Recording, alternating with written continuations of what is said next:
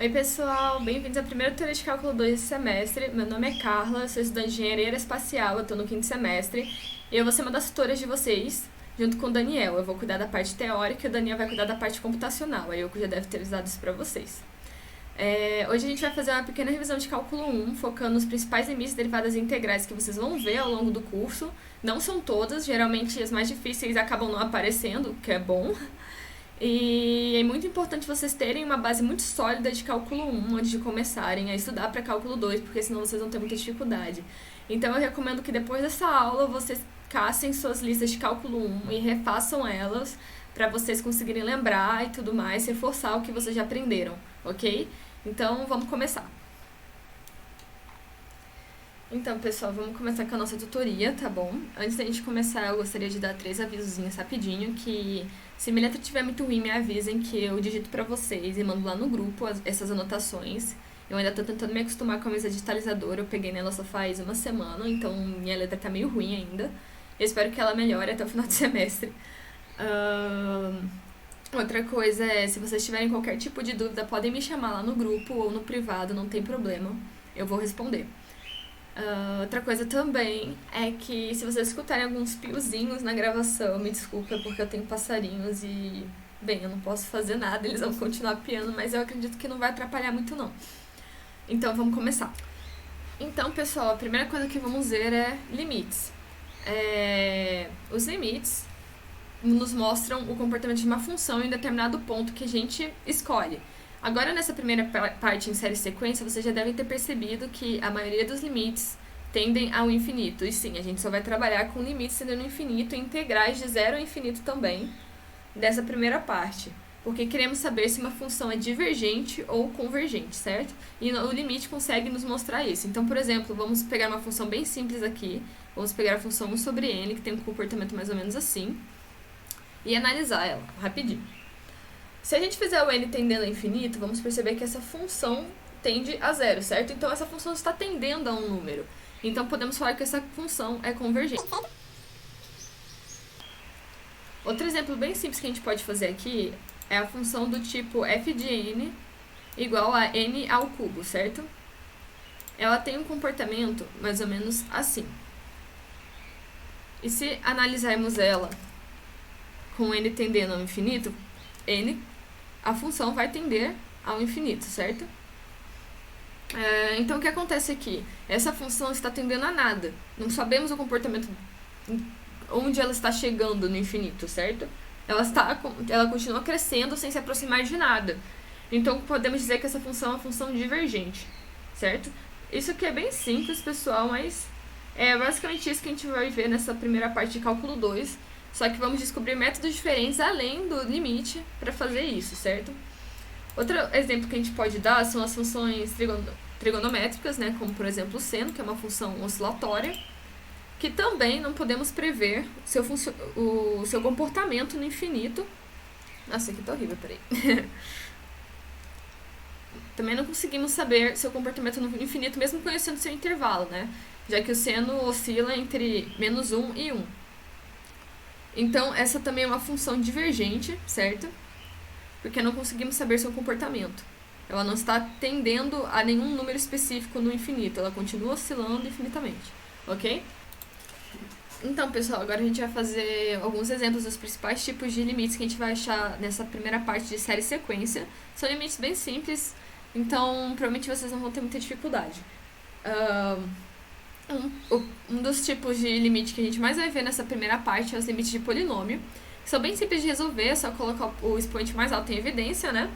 Então, nesse caso aqui, seria o n ao cubo e o n ao quadrado, e então a gente faz a análise da função e percebemos que essas 4 funções aqui tendem a 0, né? E que aqui a gente pode simplificar para n.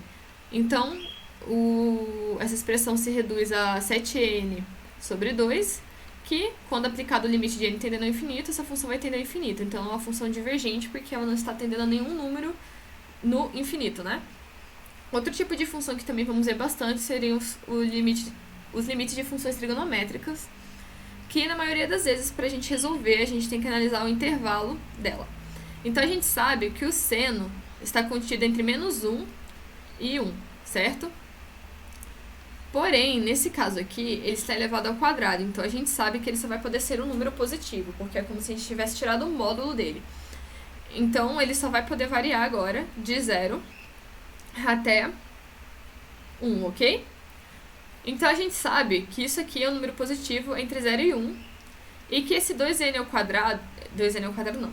Esse 2 elevado a n tende ao infinito. Então, temos um número positivo entre 0 e 1, dividido por um número muito grande, então a gente pode concluir que essa função vai tender a 0, ok? Então, é uma função convergente, porque no infinito ela está tendendo a um número e esse número, no caso, é 0. Aqui tem outro exemplo, que a gente vai resolver mais ou menos da mesma forma. A gente sabe que o seno está contido no intervalo de menos 1 e 1, como a gente tinha visto ali em cima. Deixa eu arrumar isso. Porém, a gente sabe que essa função está dividida por n, né? A gente quer saber o comportamento de seno de n sobre n. Então, tudo que eu faço de um lado da função tem que fazer do outro, então se a gente dividir tudo isso daqui por n, a gente vai conseguir analisar o seu comportamento no infinito.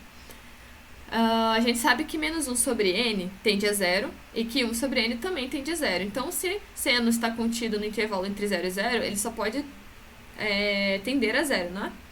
Então, essa daqui também é uma função convergente, que no infinito converge para... Então, pessoal, outro tipo de limite que a gente vai ver com bastante frequência são os limites que precisam ser manipulados para serem resolvidos. Geralmente, esse tipo de limite consegue ser resolvido por L'Hopital, porém, às vezes a gente esquece uma derivada ou outra, ou o L'Hopital acaba saindo um monstro, então é mais fácil a gente manipular, então é bom a gente saber. Aqui a gente tem um exemplo de uma função que possui uma raiz quadrada no denominador, e o que dificulta a gente conseguir analisar ela, né?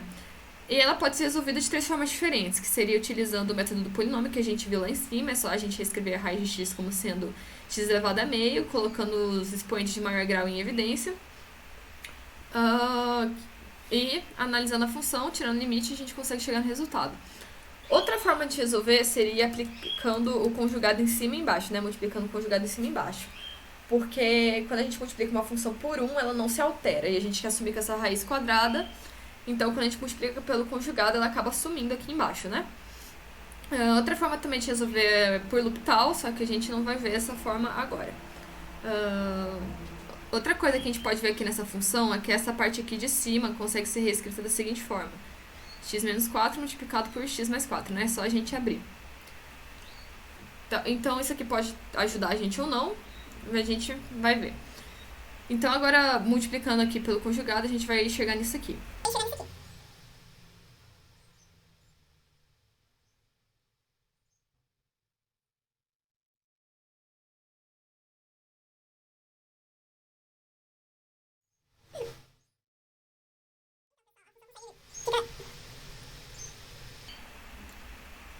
Então, pessoal, a função fica reescrita da seguinte forma. A gente percebe que a gente consegue simplificar aqui em cima um pouquinho embaixo, né? E que só vai sobrar isso aqui. E é muito fácil ver que isso tudo vai tender a infinito, ok? Então, é uma função que ela diverge, então, porque no infinito ela não tende a nenhum número específico. Outro limite que aparece também seria os limites de fatoriais. A primeira vez que eu vi esse tipo de limite foi em cálculo 2, eu acredito que vocês também. Então, eu acho importante eu fazer um exemplo aqui. Na maioria das vezes, a gente abrindo esse fatorial, a gente consegue sair do limite, ok? Então, a gente sabe que um fatorial se comporta da seguinte forma.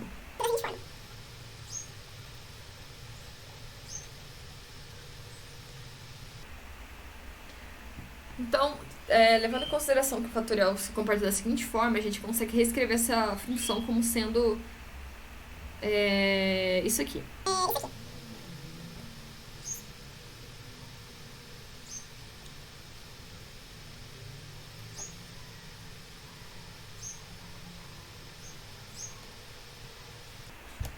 Concordam comigo que essa parte consegue ser escrita dessa forma, né? Porque se n mais 1 fatorial, então vai ser n mais 1, n mais 1 menos 1, n mais 1 menos 2, n mais 1 menos 3, e assim por diante até chegar a 1, né? Então, a gente consegue se escrever da seguinte forma. Isso aqui, quando a gente faz essa somatória aqui, né, que fica 0, vira n fatorial. Então, a gente consegue cortar aqui em cima com aqui embaixo, e vai sobrar somente o n ao quadrado menos 1 sobre n mais 1. que vamos resolver aqui por tal, né, para ser mais rápido. Vai ficar 2n sobre 1, né? Então vai tender ao infinito. Então também é uma função que diverge, ok? É bem simples, a maioria das funções com fatorial saem dessa forma. Uma ou outra vai ser um caso especial que a Yoko vai falar pra vocês. E é isso aí. Então agora a gente vai ver o outro tipo de limite. Então, pessoal, outro tipo de limite que a gente vai ver com bastante frequência é o limite que a gente consegue resolver por L'Hopital. A maioria dos limites que vão cair em série sequência conseguem ser resolvidos dessa maneira. E ele geralmente é utilizado quando a gente tem determinação do tipo 0 sobre 0 ou infinito sobre infinito. Mas também há outros casos, como por exemplo aquele que vocês estavam em dúvida ontem no grupo lá, que é parecido com esse aqui, que é uma indeterminação do tipo infinito elevado a 0, ok? Então, o que acontece aqui? A gente tem a raiz enésima de raiz de n ao quadrado, né? Que pode ser escrita como sendo n elevado a 2 sobre n.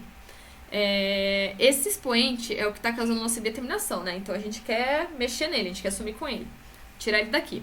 E uma forma que a gente sabe que é possível fazer isso é levando toda a função a e do ln, que no caso acaba fazendo nada na função, né? Porque o e meio que anula o ln, certo? E dessa forma a gente consegue pegar esse expoente e passar pra cá multiplicando, ok? Então vai ficar... Beleza? Agora, por que eu passei o limite aqui pro expoente e não deixei ele aqui na frente do exponencial? Porque, gente, o exponencial vai ser uma função contínua, então a gente pode tirar ela do limite, não tem problema, ok? E só resolver o limite no caso do que está aqui em cima, que é o que a gente vai fazer agora, ok? Então vai ser o limite de n tendendo ao infinito de 2 sobre n do ln de n, né? No caso, fica mais bonitinho a gente escrever assim, fica mais fácil de ver. Beleza? Então a gente pode resolver isso aqui aplicando L'Hopital, né? Só derivar em cima, derivar embaixo. Que vai ser 2 multiplicado por 1 sobre n, e aqui embaixo vai ser 1, né? Então vai ficar 2 sobre n, que aplicando o limite a gente sabe que vai tender a 0. Agora a gente não pode esquecer de colocar, melhor, substituir aqui, né, esse resultado. Então vai ser o exponencial elevado a 0, e a gente sabe que qualquer número elevado a 0 é igual a 1. Então essa é uma função convergente. Agora, pessoal, eu vou fazer rapidinho aqui mais um exemplo para vocês, tá?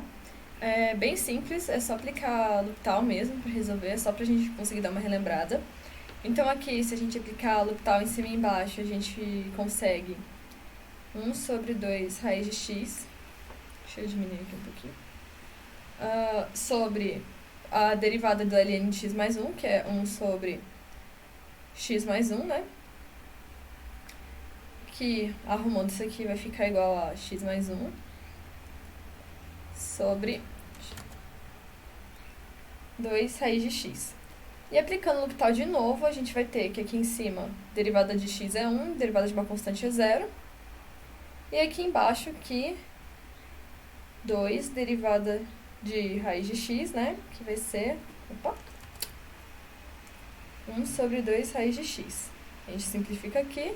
E no final isso aqui vai ser só raiz de x. Então a gente aplica o limite e chegamos à conclusão de que essa função tende a infinito, ok? Então ela também é uma função divergente. Então, pessoal, agora a gente vai dar uma revisada em derivadas, ok? E eu acho que a principal coisa que a gente deve revisar em derivadas é a regra da cadeia, ok? E o que a regra da cadeia, ela diz pra gente? Ela mostra como resolver derivadas de funções compostas, ok? Então, o que é uma função composta? São funções que possuem funções como argumentos. Por exemplo, deixa eu apagar aqui, o f do g de x, ok? Então, a função que tem outra função como argumento. E a regra da cadeia mostra pra gente que para derivar esse tipo de função, é só a gente derivar a função mais externa, ou seja, o f, né, que no caso é a nossa função mais externa, então f' de g de x, multiplicado pela derivada da função de dentro, que no caso é o nosso g de x, né? Então, f' de g de x do g de linha de x, ok? Então, para a gente entender melhor essa definição, vamos fazer alguns exemplos aqui, ok?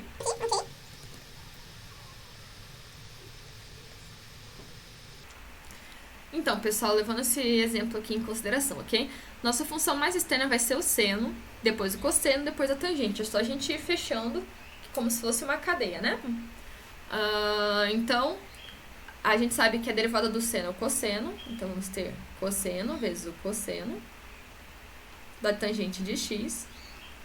Depois, vamos derivar a função mais interna, né? No caso, é o cosseno, que é menos.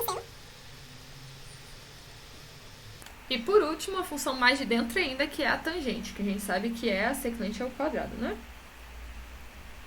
E o x, que no caso é 1, então não precisa colocar aqui, mas, né, só pra gente entender melhor, vou colocar multiplicado por 1, ok? Então, é assim mais ou menos que funciona a regra da cadeia. Eu vou fazer mais um exemplo aqui pra vocês, só pra conseguir dar uma fixada melhor, ok? Outro exemplo aqui seria o ln do seno de x ao cubo, beleza? Então, a gente vai começar pela função mais externa de novo, que seria o ln. A gente sabe que a derivada de ln é 1 sobre o que está no seu argumento, né? Que no caso é o seno de x ao cubo. Multiplicado pela derivada da função mais de dentro, que é o seno, que a gente sabe que sua derivada é o cosseno, que nem a gente viu agora há pouco. Multiplicado pela função mais de dentro ainda, que é o x ao cubo, que no caso é só a gente usar a regra do tombo, né? Que é 3x ao quadrado. Beleza? É bem facinho, né, gente? Então, meu conselho para vocês é treinar bastante essa regra, só para vocês não se confundirem e também não acabarem trocando sem querer a derivada pela integral, que acontece bastante, tá? Principalmente nas listas. Então, pessoal, agora a gente vai fazer uma revisãozinha aqui de integrais. Eu vou abordar dois tipos de integrais, que são as que o pessoal tem mais dúvida, que é a integral por partes e a integral por substituição. Então, eu vou começar pelas integrais de substituição, tá? Que no caso o que acontece nas integrais de substituição, né? A gente faz uma substituição de variável. Mas quando a gente deve fazer esse tipo de substituição? Quando a gente tiver o seguinte caso, uma função composta, então vamos ter um f de x aqui, multiplicado pela derivada do seu argumento, ok? Então, o modo mais fácil de mostrar isso é fazendo um exemplo. Então, eu vou escolher um exemplo aqui, rapidinho.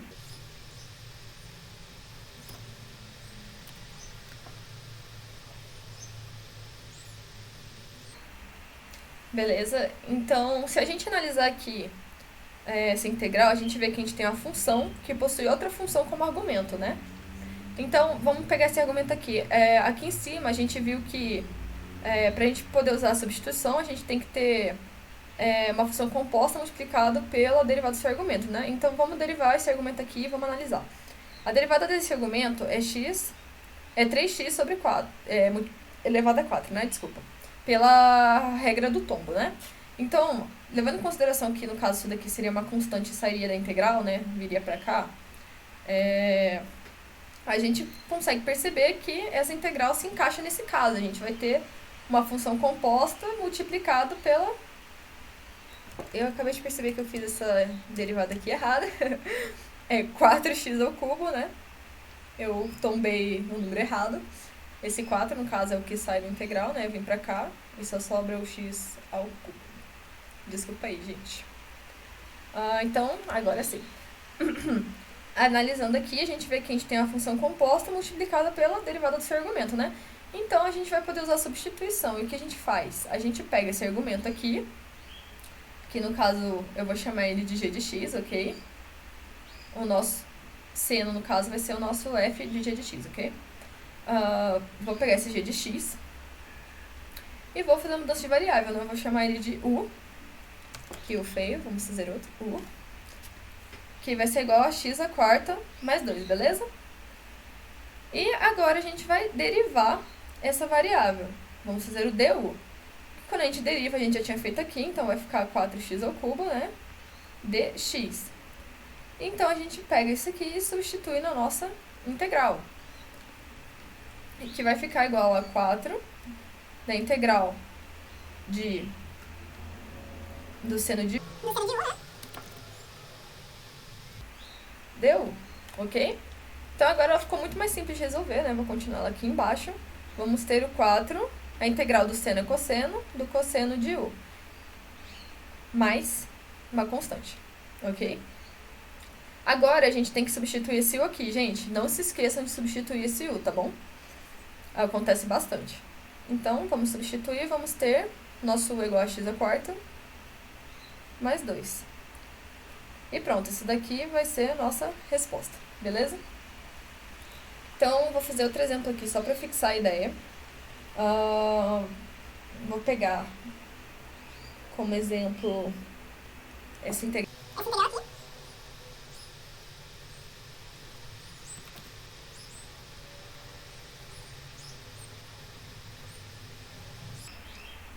Beleza? Então aqui a gente pode fazer aquela análise de novo, né? A gente vai ter uma função que possui outra função como argumento. E a gente vai analisar esse argumento, né? A gente sabe que a derivada desse argumento pela regra do tombo é 2x, né? E esse 2, no caso, sairia da função e ficaria só o x, o que confirma, no caso, que a gente pode usar a substituição se a gente comparar com essa formulazinha aqui, ok? Então, vamos lá. A gente vai chamar o argumento de u, de novo. Vamos fazer a sua derivada, que é o du, no caso. Que fica 2x dx, que nem a gente tinha feito aqui. Beleza? Agora é só substituir. A gente tira o 2 da integral, né? Por ser uma constante. Vamos ter o seno de u de u. Beleza? A gente sabe que a integral do seno é o cosseno, que nem a gente fez ali em cima. Mais c.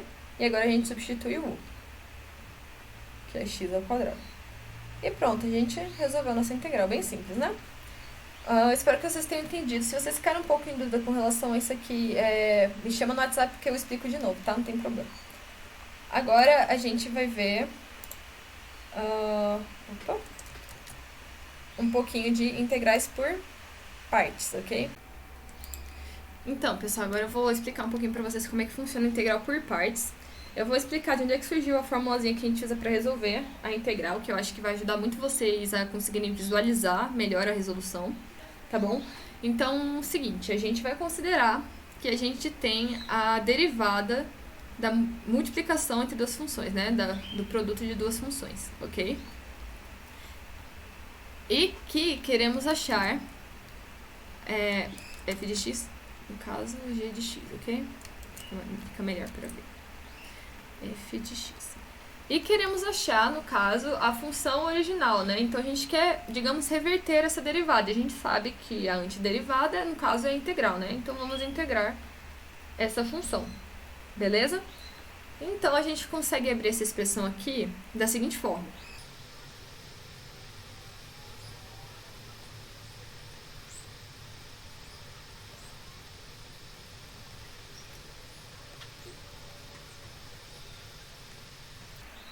Beleza, pessoal? A gente sabe que a derivada do produto entre duas funções é igual a f', a derivada da primeira função, vezes a segunda, a derivada da segunda função, vezes a primeira, né? Que foi o que a gente fez aqui, ok?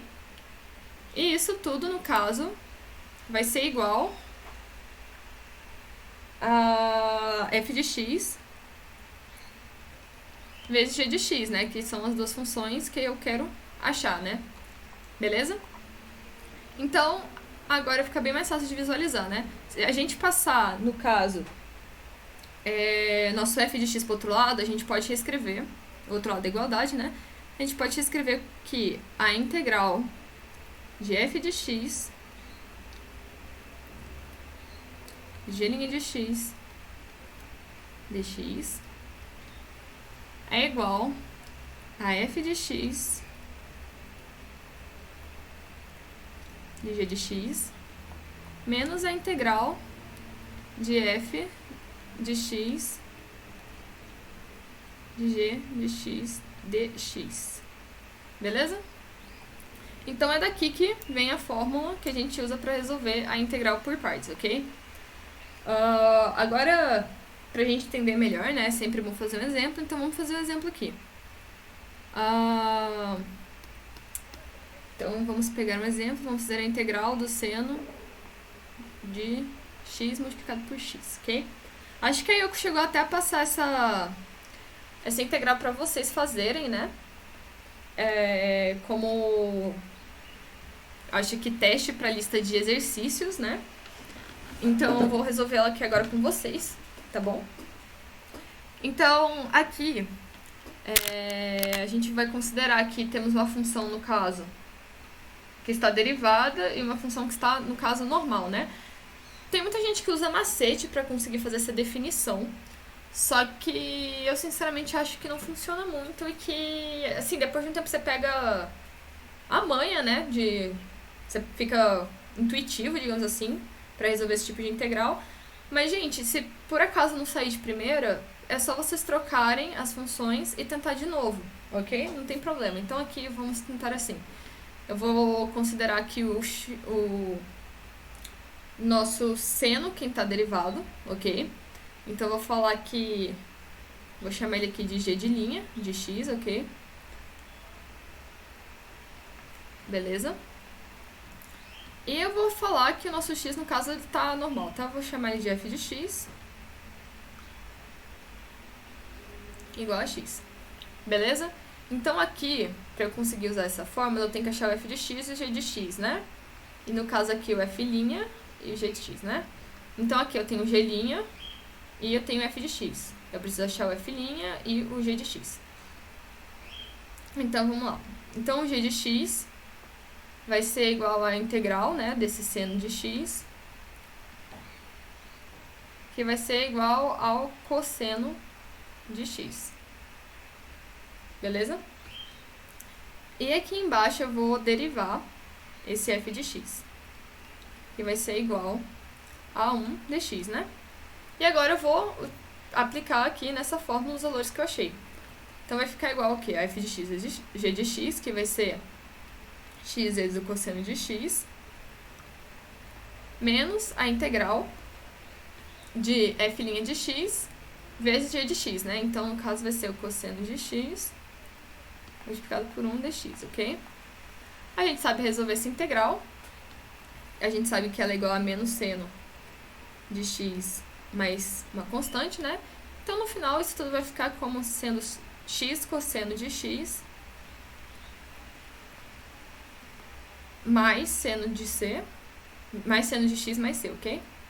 Vou colocar mais c aqui embaixo, beleza? Vou fazer outro exemplo só para dar uma fixada, tá? Então, vou fazer agora um exemplo da integral de x do e de x dx, ok? Então, eu vou considerar que o meu e de x já está derivado, tá? Ok? Então, eu vou chamar ele de g' de x